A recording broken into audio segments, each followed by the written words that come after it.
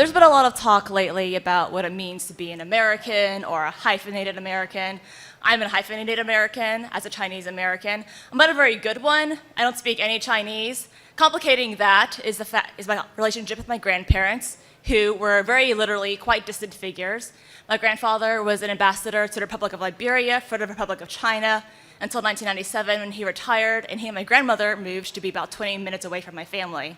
Even then, we didn't really get to know them very well as people because after a lifetime of diplomacy and public service, my grandparents were still very reserved and dignified and proper, and it was really hard to get to know them on a personal level.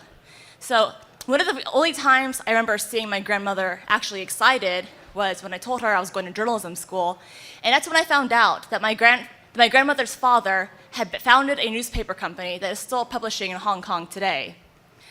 A couple years ago, after my grandfather died, my grandmother decided to return back to Taipei to the apartment for the summer, just to kind of go through the relics and meet with old friends, things like that.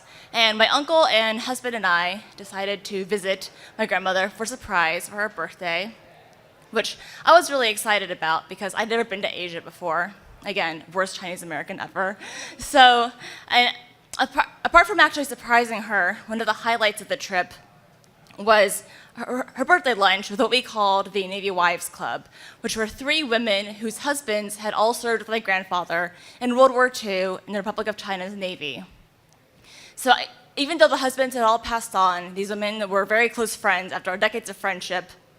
And it was a very boisterous lunch with basically 4 grandmothers clamoring to keep our plates with food. And Jeff and I would be like, no, we're okay. But of course, they didn't understand us, so they kept keeping the plates on. So at the end of the lunch, we took the train back to my grandmother's apartment, and it was then that I took one of my favorite photos of her. So after a lifetime of diplomacy, my grandmother had a very trained, studied smile for the camera. She was very camera conscious. But I happened to catch her unaware. She was gazing kind of the contented half smile on her seat off camera. It was a very candid, quiet moment, and I wondered, what was she thinking? Was she caught up in a memory from the lunch that we had just had, or from her, her lifetime with these friends that she had known forever? I'll never know, but it was one of my favorite photos I've ever taken of her.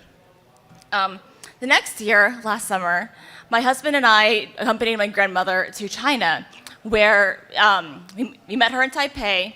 We flew to Xiamen, China together, where 2 cousins we had never met before picked us up in their automobiles to take us to Xiamen, where my grandmother's grandfather had built a tulo, which is kind of a clan fortress. It's circular in shape with an open courtyard in the middle. It's about 4 stories.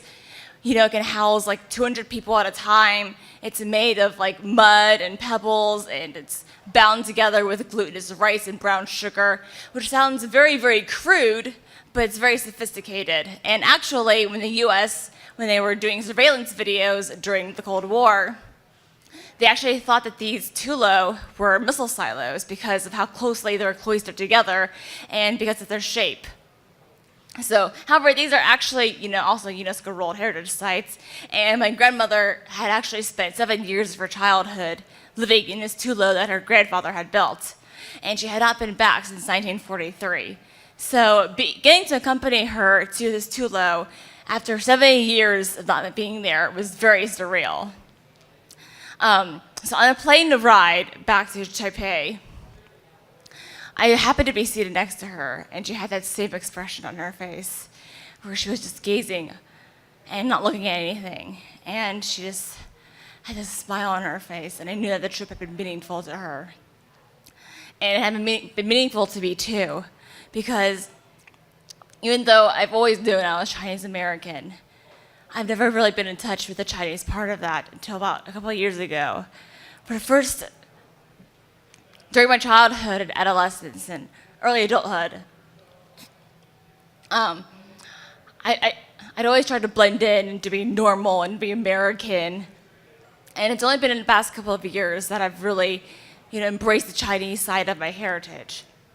So, in a way, I'm proud to be Chinese American now, and I'm proud to embrace my family's history.